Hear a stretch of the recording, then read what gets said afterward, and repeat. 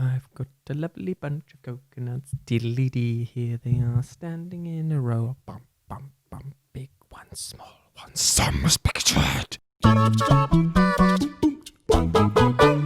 Hello all of you little demons, Jules here for WhatCulture.com, back again with another episode of the awesomely named and awfully hosted Choose Your Own Adventure, where I, the Crown Jewels of WhatCulture.com, take a list that was decided on by you, yes, you, the person that is queuing up outside of Primark throughout all of this going on. Why do you need bad clothes that suddenly?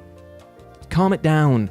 Yes, you get to decide what list I dole out to you each and every week. And this week we have Isaiah Downing to thank for their suggestion of 10 video game villains who switch sides in the sequel. And you know what? I think that's a very pertinent thing. I am a huge proponent of forgiveness and understanding and helping people go from bad situations to good ones. So of course I like to see it in my video games as well, especially when they're putting down the punchy fists and picking up the friendly thumbs. Although they might want to go back to the fist if it's a fighting game, because I don't think that's going to work out very well. Either way, it's nice to see them putting away the death lasers and sending their endless minions and goons home, and instead finding the light, the true light of Slime Jesus. That's right, he's back. There he is. Oh my God, my Lord and Savior. Oh, he's gone away again. All right, see you in a bit, mate. But yes, with that in mind, I'm Jules, this is WhatCulture.com, and these are 10 video game villains that switch sides in the sequels.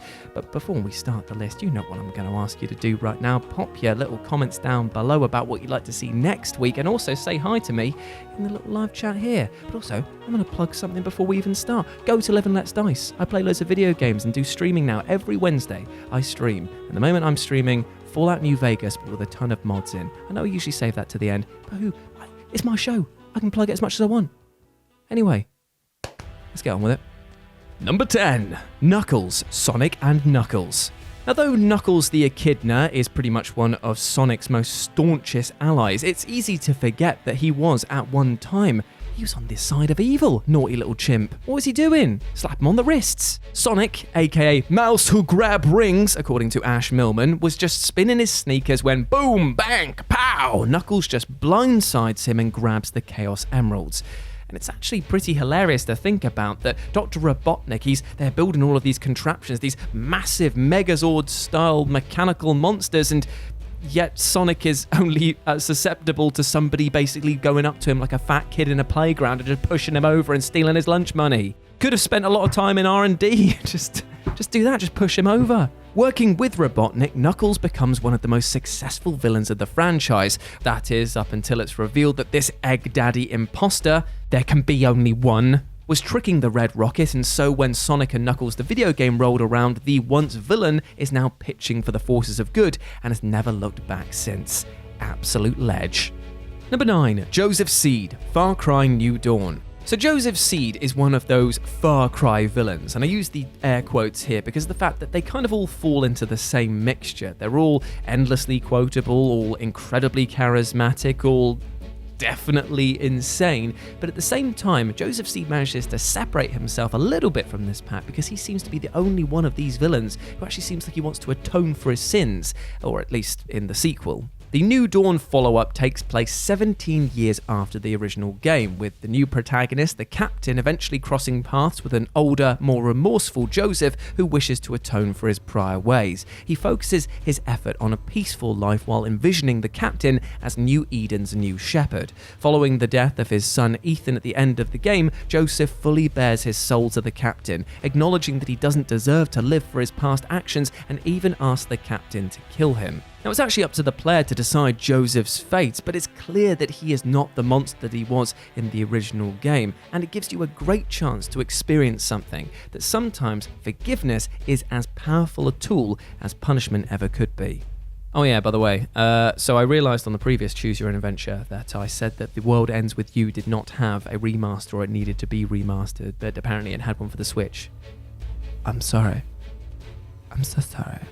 Number 8, Nadine Ross, Uncharted: The Lost Legacy.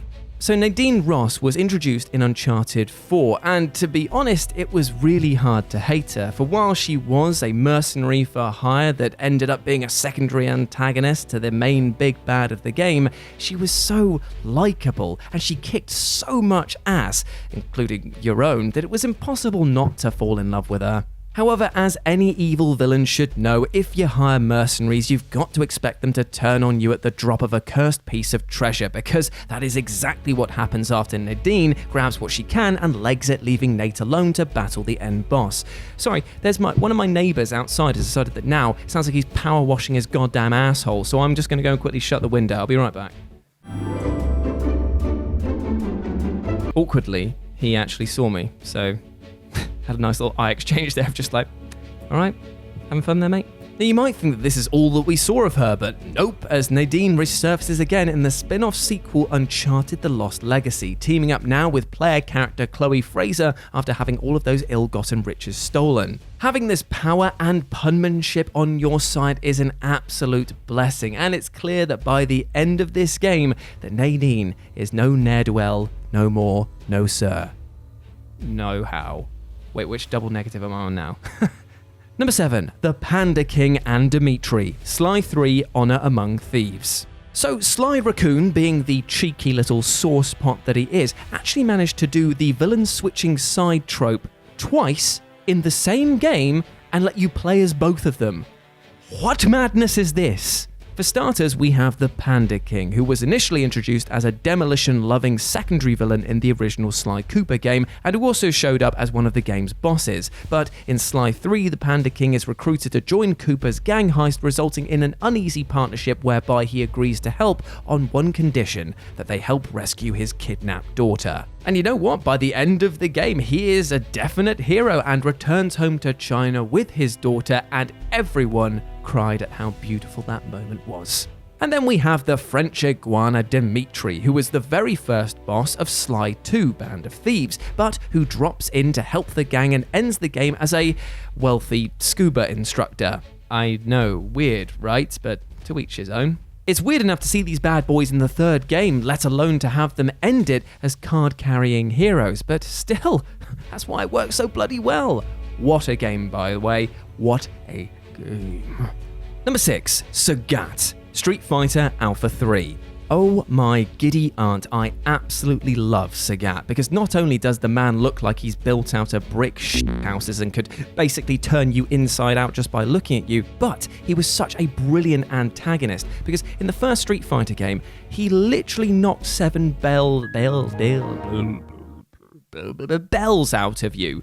Just like that, gave me brain damage from a kick to the head. But he's also so deliciously Machiavellian with his evil laughter.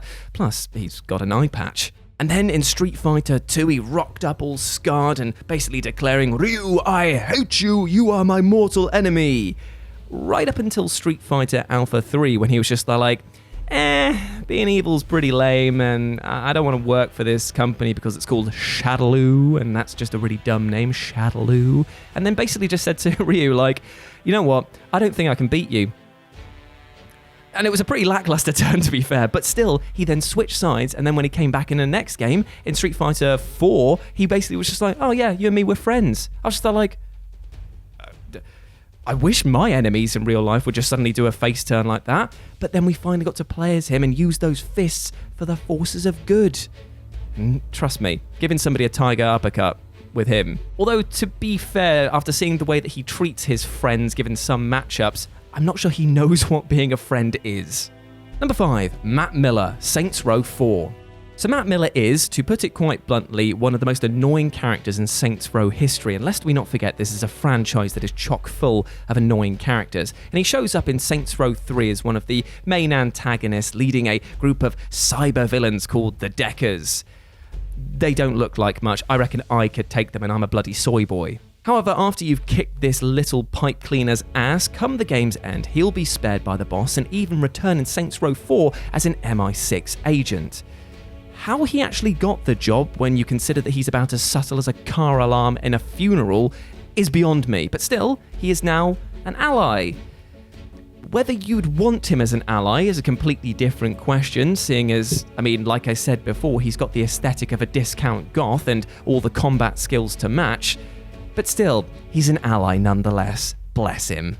Number 4, SAREVOK, Baldur's Gate 2, Throne of BAAL. So the primary antagonist of the original Baldur's Gate is SAREVOK. God, I love saying that name. And he's an almighty Deathbringer who not only challenges the player and tries to kick their ass again and again and again, but also murders Gorion. Not Gorion. In fact, so moving was his death that I wrote a fantasy-themed ballad. Folk? You're not going to introduce us or anything, Jules? For God's sake. James! We're doing folk! Folk? I only have 2 instruments. Gorion, now you're here, now you're gone. Gorion, now you're here, now you're gone. SAREVOK, hit you in the fucking head. SAREVOK, hit you once and now you're dead. SAREVOK, you're gory gone, you're gory gone. That's just a different tune. Sorry, Osley. Sorry, James. Why do you do this? Every bloody time. Stick to the... The game ends with SAREVOK's defeat, and that seems to be that. But in Throne of BAAL, the expansion of Baldur's Gate 2, players are given the opportunity to resurrect SAREVOK in exchange for his knowledge and his combat might. And though it is entirely option, you can, through player choice, change the alignment of to end up being a good guy, turning him from a world-ending powerhouse to somebody who'd come down to the clubhouse and split a glass of lemonade. How sweet. Number 3, Captain QWARK, Ratchet and Clank up your arsenal. So Captain QWARK is one of the most hilarious video game villains ever. I absolutely adore him. His hulking frame, it puts him up. Get the Chonko meter out again, Osley, because look at this. He's pretty up there. He's not at the top, but he's around there somewhere. And his one-liners are just so good because he's a cowardly, absolutely rubbish heel. The most of the time he'll just be like, oh, I'm going to get you in trouble, and then be like, I'm sorry. Love him. Adore. You can't stay mad at him.